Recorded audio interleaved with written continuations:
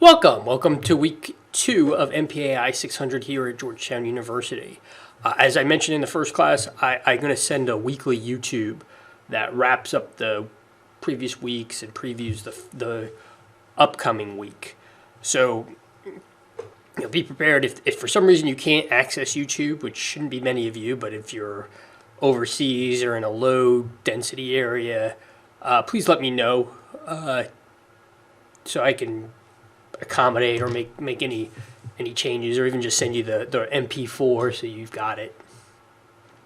So week 2, again, announcements. Keep up the effort. I know how it is. Everyone is enthused, and then your enthusiasm goes down as the semester goes. Just please keep it up. Again, discussion is 500 words total.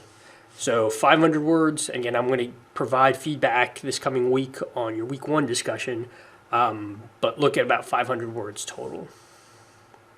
So review of last week, UBL capture. That was the main case study in applying the ints to the UBL capture. So I think most of you hit on this. SIGINT, this connected the courier to Osama bin Laden, which is how SIGINT was used. HUMINT, the initial identification of the courier by Hassan Gul under interrogation. That was human intelligence used in that capacity.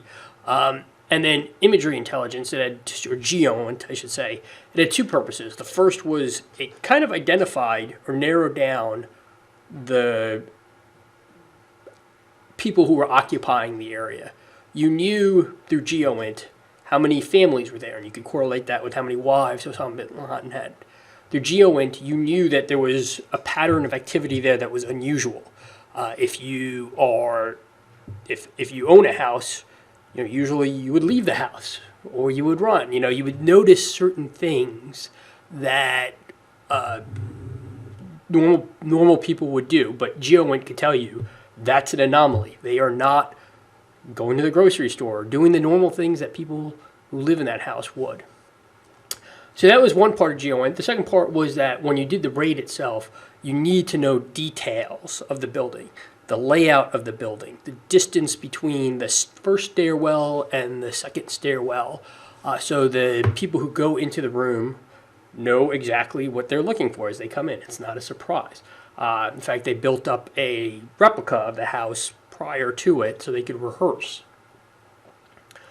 This was, again, all taken through imagery or GEOINT to establish that. So what you see in this case is all 3 ints working together to provide cross-queuing, to provide a answer to the problem. One int usually doesn't act alone. It's best, and we're going to see these in future case studies, where it's better to have all 3 or multiple ones cross-queue each other, build tippers so that another int can be used to confirm or deny a certain intelligence finding. Some of you also brought up OSINT. I didn't bring it up, but some of you brought up the OSINT that was the history of Osama bin Laden, what we knew about him that was available on open sources, and that's fine as well. I didn't go into detail on it here, but there'll be other case studies where we go into detail on it. And then you had the intelligence cycle, amended, bastardized, however you want to say it. It's important to look at the intelligence cycle, and when we're looking at the future case studies, what worked, what didn't, and where in that intelligence cycle was there a failure. So that's going to be a part going forward throughout the rest of this course. When you had Pearl Harbor, or when you had Yom Kippur War, and you had 9/11, where did the failure occur along that intelligence cycle? Start thinking through that as we go through the following weeks. So week 2, collection strategy.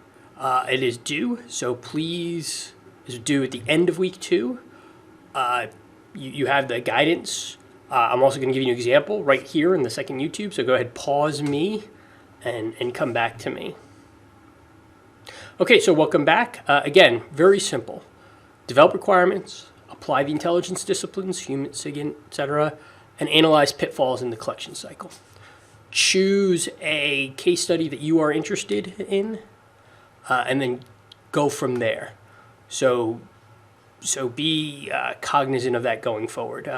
You can use the UBL case study, but most people do something that they're working on or that interests them in some aspect. Just don't, and be creative. Don't hesitate to put pen to paper. There's no real right answer on this.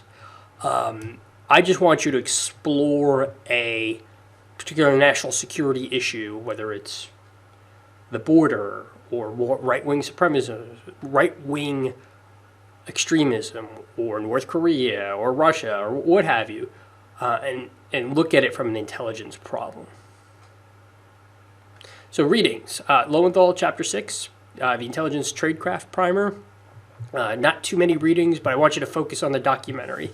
And what I want you to do, I can't emphasize this enough, in this week's discussion, 1, show me that you watched the Confessions case study, and 2, apply those aspects of the Tradecraft Primer to the Confessions case study. That's what you're being evaluated on this week. So please do that. Show me that you will not get full credit if you don't do that. So make sure you do that. And if there's questions or issues, please let me know.